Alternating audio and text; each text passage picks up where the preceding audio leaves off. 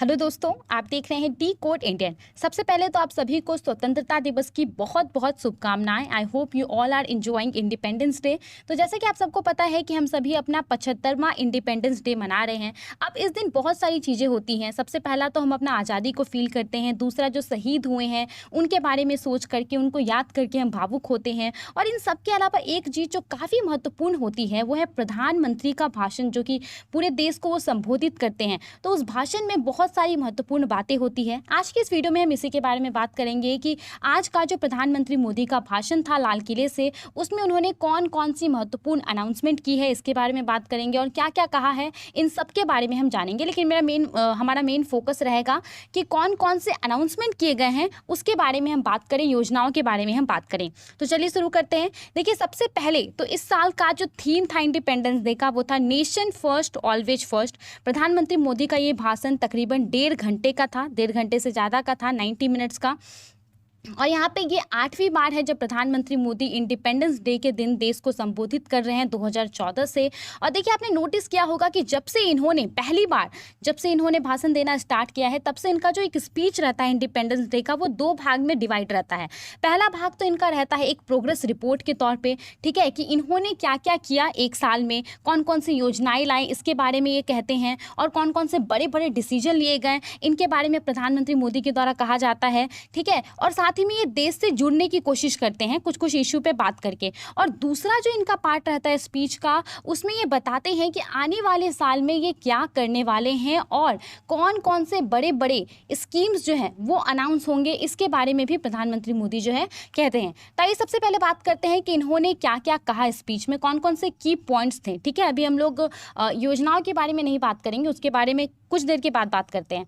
देखिए, सबसे पहले आपको पता होगा कि टोक्यो ओलंपिक 2020 खत्म हुआ है, तो उनके बारे में प्रधानमंत्री मोदी ने यहाँ पे कहा है। जितने भी ओलंपिक मेडलिस्ट हैं उन सभी की प्रधानमंत्री मोदी ने सराहना की है। और आपको पता होगा कि इन सभी को अलग से इनविटेशन कार्ड भेजा गया था कि ये लोग इस इवेंट में पार्टिसिपेट करें। और साथ ही में कोविड-19 का समय है, तो हमारे देश में जो फ्रंट लाइन और हेल्थ केयर वर्कर्स हैं, जो हमारे साइंटिस्ट हैं, जो वैक्सीनेशन प्रोग्राम चल रहा है, इन सब के बारे में प्रधानमंत्री मोदी के द्वारा कहा गया है। इन सब के अलावा जो फॉर्मर लीडर्स हैं, जिन्होंने इतिहास में काफ़ी महत्वपूर्ण योगदान निभाया देश के डेवलपमेंट में, जिसमें कि जवाहरलाल नेहरू का भी नाम इन्होंने प्रधानमंत्री मोदी के द्वारा लिया गया, तो इन सब के बारे में इन्होंने कहा। साथ ही में पिछले कुछ सालों में मोदी सरकार के द्वारा जो स्कीम्स लॉन्च किए गए, जैसे कि उज्ज्वला योजना, आयुष्मान भारत, हर घर जल मिशन, स्वनिधि योजना, तो इन सब के बारे में भी कहा गया। इसके अचीवमेंट को बताया गया, इसके इम्पोर्टेंस को बताया गया कि ये कितना लोगों को मदद कर रहा है।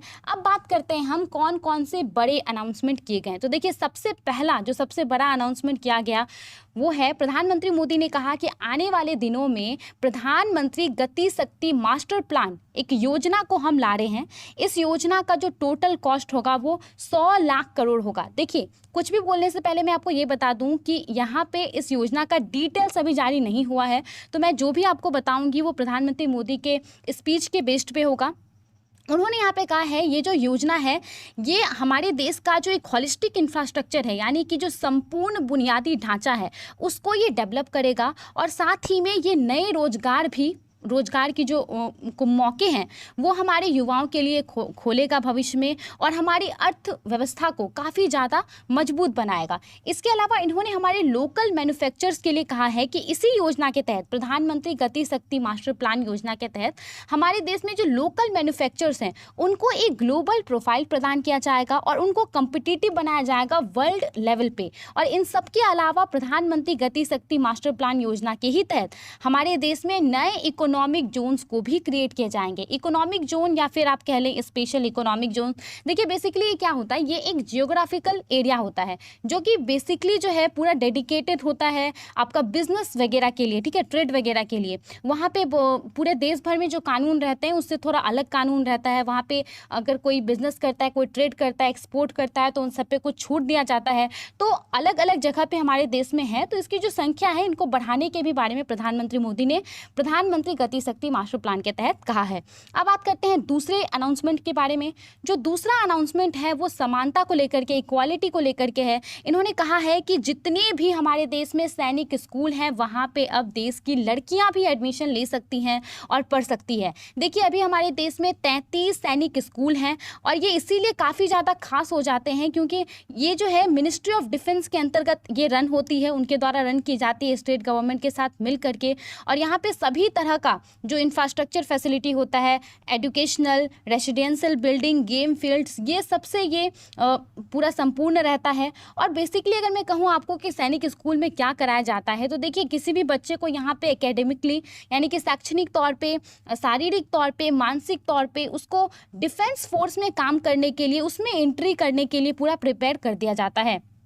देखिए तो यहाँ पे इससे पहले भी जो है 2018-19 में केंद्र सरकार के द्वारा मिजोरम के एक सैनिक स्कूल को ये परमिशन दी थी कि वहाँ पे एकेडमिक ईयर 2018-19 में लड़कियाँ एडमिशन ले सकती हैं, ठीक है। और उसके बाद फिर 2020-21 में देश भर के जो है ऐसे 5 सैनिक स्कूल को चुना गया था जहाँ पे सेम ये प्रोग्राम की लड़कियाँ भी एडमिशन लेके पढ़ सकती हैं। वहाँ पे इसको यहाँ पे एक्सपेंड किया गया। और आपको पता होगा कि डिफेंस मिनिस्ट्री के द्वारा कुछ दिनों पहले ही 100 नए को एजुकेशनल सैनिक स्कूल स्थापित करने के बारे में भी कहा गया था। को एजुकेशनल यानी कि यहाँ पे लड़की लड़के दोनों पढ़ सकते हैं। तो ये एक बहुत बड़ी अनाउंसमेंट है और इसके बाद अभी यहाँ पे प्रधानमंत्री मोदी के द्वारा इसे ऑफिशियली अनाउंस किया गया।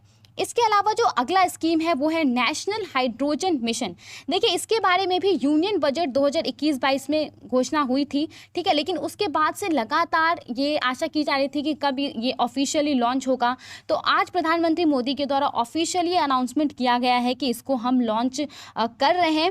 और यहाँ पे देखिए इसका मेन ऑब्जेक्टिव क्या है कि 2047 तक यानी कि जब हम 100वां स्वतंत्रता दिवस मनाएंगे तो उस समय तक जो है हम एनर्जी के मामले में आत्मनिर्भर हो और हम कार्बन फ्री फ्यूल को जनरेट कर सके रेन्यूएबल सोर्सेज से। ये इसका मेन ऑब्जेक्टिव है। इसके अलावा एक घोषणा प्रधानमंत्री के द्वारा की गई कि 14 अगस्त को हर साल पार्टीशन हॉरर्स रिमेम्बरेंस डे के रूप में जाना जाएगा। देखिए वैसे तो इसकी घोषणा 14 अगस्त को ही हो गई थी, लेकिन प्रधानमंत्री मोदी ने इसको रिपीट किया अपने इंडिपेंडेंस डे के भाषण में। बेसिकली इसका हिंदी में क्या मीनिंग है, विभाजन विभीषिका स्मृति दिवस। तो इस दिन जो है पार्टीशन के समय में जितने लोगों ने अपनी जान दी उनको एक ऑनर प्रदान करने के लिए प्रधानमंत्री मोदी ने कहा कि 14 अगस्त एक ऐसा दिन होगा जब हम उन लोगों को सम्मान देंगे, उन लोगों को याद करेंगे। इसके अलावा एक बड़ा अनाउंसमेंट जो प्रधानमंत्री मोदी के द्वारा किया गया वो एक स्कीम को लेकर के है, फोर्टिफाइड राइस स्कीम।